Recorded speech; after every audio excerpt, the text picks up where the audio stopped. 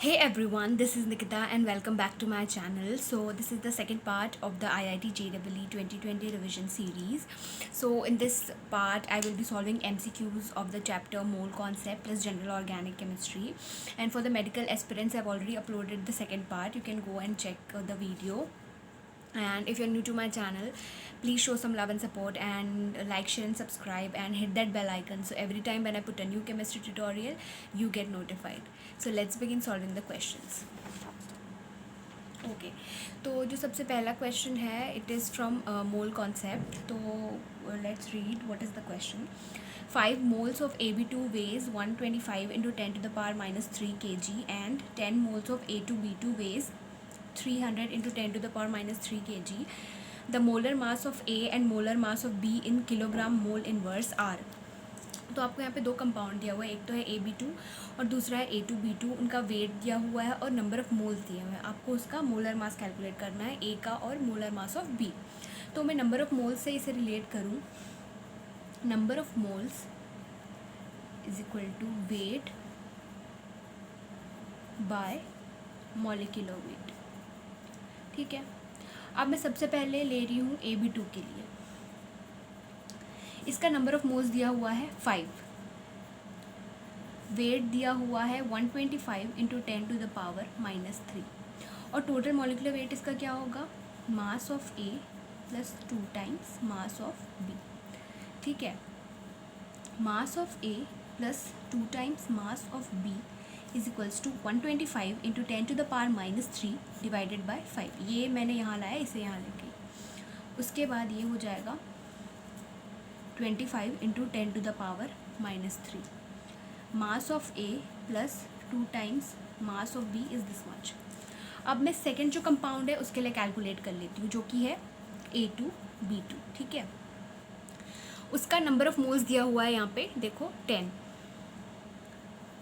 Is equals to 300 into 10 to the power minus 3 divided by 2 times mass of A plus 2 times mass of B.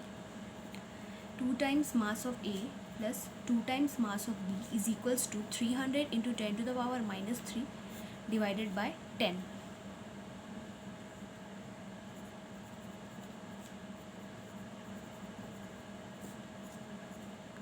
Thirty into 10 to the power minus 3. अब मेरे पास दो equation है. ठीक है. तो मैं इसे लीनियर इक्वेशन इन 2 वेरिएबल्स की टर्म में सॉल्व कर सकती हूँ. मैं इसे MA plus 2MB is equals to 25 into 10 to the power minus 3 2MA plus 2MB is equal to 30 into 10 to the power minus 3. अब माइनस ये दोनों कट गया. Minus mass of A is equal to minus 5 into 10 to the power minus 3. Minus minus cancer. तो ये mass of A कितना आया, 5 into 10 to the power minus 3.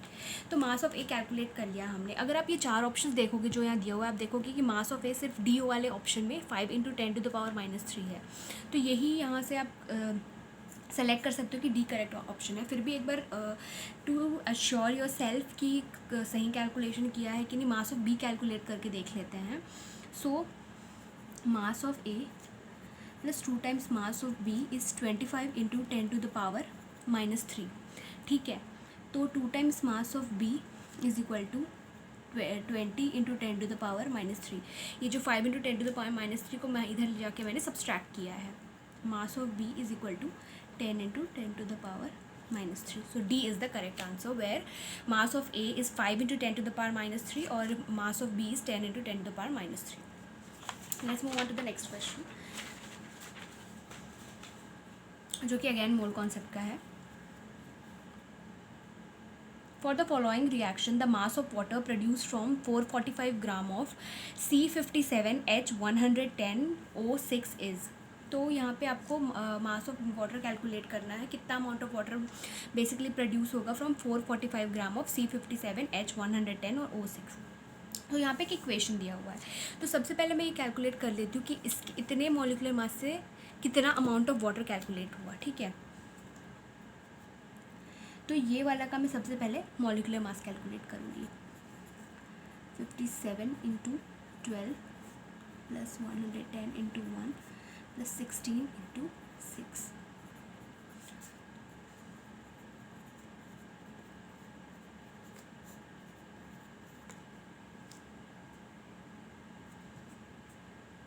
684 plus 110 plus 16 6 96, 684 plus 1110 plus 96,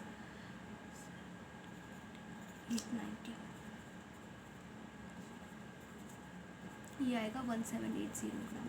ये इसका मास है। अभी ये इतना इसका ये जो वाटर 110 H2O दिया है, इसका टोटल मास कैलकुलेट कर लेती हूँ। 110 1 इंटू 2 प्लस 16 18 इंटू 11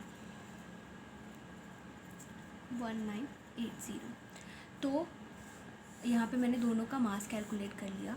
तो 1780 ग्राम C57H110O6 से 1980 ग्राम वाटर बन रहा है। तो 1 ग्राम से कितना बनेगा? 1980 बाय 1780 ग्राम। और कितना अमाउंट के लिए निकालना है? 445 ग्राम के लिए। तो 445 ग्राम के लिए 1980 डिवाइडेड बाय 1780 इंटू 445, तो इसका आंसर अराउंड 495 ग्राम होगा। तो जो बी है वो करेक्ट ऑप्शन होगा। सो फिजिकल केमिस्ट्री के जो बेसिकली क्वेश्चंस है, कुछ तो डायरेक्टली फॉर्मूला ओरिएंटेड होता है। So you should know the formula, where to apply it and how to apply it. So B is the correct answer. इस तरीके से मैंने सॉल्व किया। बेसिकली इसमें तो सिंपल मैथ्स लगाया, अगर लेकिन मोल कॉन्सेप्ट की क्वेश्चन है, मोलैरिटी, मॉलिकुलर मास, ये सब। Okay, next question. A solution of sodium sulfate contains 92 gram of Na plus ions per kilogram of water. The molality of Na plus ions in that solution in mole kg inverse is. तो इसमें एक solution है sodium sulphate का जिसमें 92 ग्राम Na plus ions है पर kilogram, मतलब कि मास दिया हुआ है सॉल्वेंट का 1 kg। तो मोलैलिटी कैलकुलेट करनी है। So molality is number of moles by mass of solvent in kg। ठीक है। अब number of moles means weight by atomic weight into mass of solvent in kg। Mass कितना है पर kg, मतलब कि 1 kg। वेट हमें दिया हुआ है 92 और एटॉमिक वेट होता है 23। तो 23 1 सा 4। तो ये बी है वो करेक्ट ऑप्शन है। मोलैलिटी का बेसिकली कुछ नहीं करना था, फॉर्मूला डायरेक्टली पुट करना था। मास ऑफ सॉल्वेंट दिया था पर kg, तो 1 kg। Okay, so let's move on to the next question and read what it says. The ratio mass of oxygen and nitrogen of a particular gaseous mixture is 1:4. The ratio of their of number of their molecule is. तो oxygen और nitrogen के का ratio दिया हुआ है basically in terms of mass. तो आपको उसका नंबर ऑफ मॉलिक्यूल्स का रेशियो निकालना है ऑक्सीजन और नाइट्रोजन का। तो number of O2 molecule is equal to mass of O2 divided by molecular mass of O2। ठीक है। ये सेम नाइट्रोजन के लिए भी होगा। ये इक्वेशन 1, ये इक्वेशन 2। 1 डिवाइडेड बाय 2, तो इससे क्या हो जाएगा? 1 को अगर मैं 2 से डिवाइड करूँ तो बेसिकली रेशियो निकल जाएगा। तो ये number of molecule of O2 by number of molecule of N2 is mass of O2 bye molecular mass of O2 into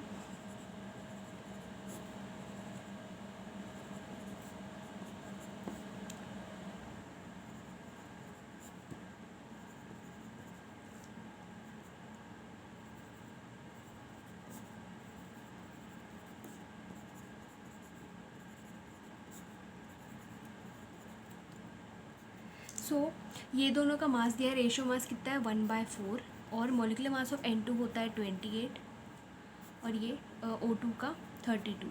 तो ये 7/32। जो ratio of the number of their molecule is basically 7/32। So the correct option is B. Okay, next question. The percentage composition of carbon by mole in methane. तो methane का carbon का percentage composition निकालना है in methane. Methane का formula होता है CH4। तो carbon का परसेंटेज कॉम्पोजिशन निकालना है तो composition of carbon divided by total composition that is 5 1 + 4 × 100, क्योंकि परसेंटेज में निकालना है. 5 1 ज़ा 5 20 ज़ा, so 20%. B is the correct answer. Next question जो कि जीओसी से क्वेश्चन है, IUPAC नोमेनक्लेचर के 2 क्वेश्चन हैं. फर्स्ट है the IUPAC name of compound is. IUPAC name बताना है आपको. तो ये जो स्ट्रक्चर है, सबसे पहला इम्पॉर्टेंट वो होता है कि लॉन्गेस्ट कार्बन चेन सेलेक्ट करना है, सिंस ये तो एरोमेटिक स्ट्रक्चर है. और आपको सेकंड सेलेक्ट करना होता है कि आपको नंबरिंग कहाँ से करनी है. तो मैं ऑब्वियसली नंबरिंग यहाँ से करूँगी, क्योंकि ये अगर आप देखोगे तो टॉल्यूइन ग्रुप है. 1 2 3 4, तो इसका नाम क्या होगा? 4-क्लोरोटॉल्यूइन या 4-क्लोरोटॉल्यूइन इसका नाम होगा. क्यों 4-क्लोरोटॉल्यूइन? क्योंकि बेंजीन रिंग के ऊपर एक अगर CH3 है तो उसका एक स्पेसिफिक नेम है टॉल्यूइन है, तो इसीलिए the correct answer is B. Okay, the another question is again from IUPAC. तो सबसे पहले सेलेक्ट करना है longest carbon chain. Functional group है तो उसे प्रायोरिटी देनी है. तो यहाँ पे आप देखोगे कि COOH जो कि जिसकी प्रायोरिटी सबसे ज़्यादा है, और plus carbon containing functional group को हम काउंट करते हैं while we count the principal chain. So 1 2 3 4 5. अब देखोगे जो OH है ऑब्वियसली उसकी प्रायोरिटी एसिड से कम है, तो ये एज अ सब्स्टिट्यूएंट एक्ट करेगा और इसका हम प्रीफिक्स यूज़ करेंगे. तो OH का प्रीफिक्स यूज़ होता है हाइड्रोक्सी. तो 1 2 3 4 5 यही लॉन्गेस्ट कार्बन चेन है, तो पेंट यूज़ होगा. तो जिसमें ब्यूटेनोइक एसिड है ये वाला तो कट हो गया पहले से, क्योंकि 5 कार्बन एटम है. अब मैं इसका नाम, ये एक तो 3 हाइड्रोक्सी आएगा ये, और ये 4 मिथाइल. तो इसमें अल्फ़ाबेटिकल ऑर्डर फॉलो करोगे, तो आप क्या नाम लिखोगे? 3 hydroxy 4 methyl pentanoic acid. So C is the correct answer.